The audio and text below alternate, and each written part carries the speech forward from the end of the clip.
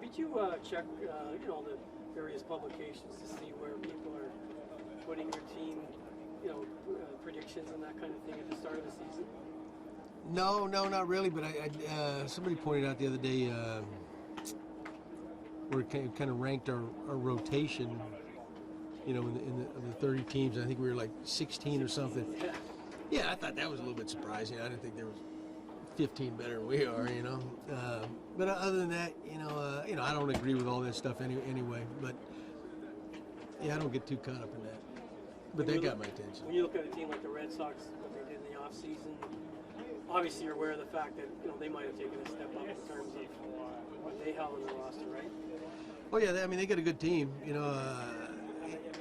I'm anxious to see what's going to happen. It's going to be minus David Ortiz, and he's been such a key guy for that team over the years. And you look at the year he had last year, so it's going to be a different look. But no doubt, they got as much talent as anybody in baseball, top to bottom. And then of course they picked up Sale.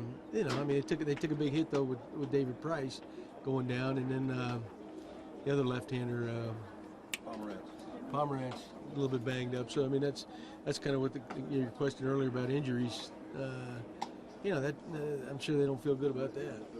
You mentioned Boston. How do you feel the other three teams in the division stack up? How do you see this division playing out?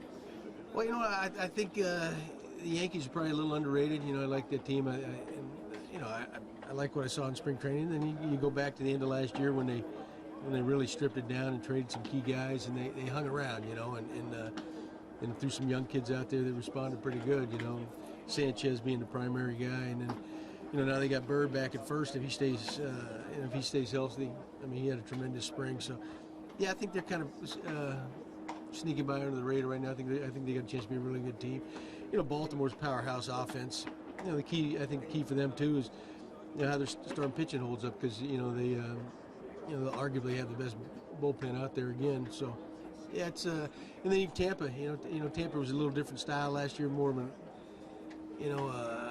a slugging team they've been in the past, and now they still got a very, very good rotation, and if those guys stay healthy, who knows? And they've always been our nemesis to begin with, so we'll see.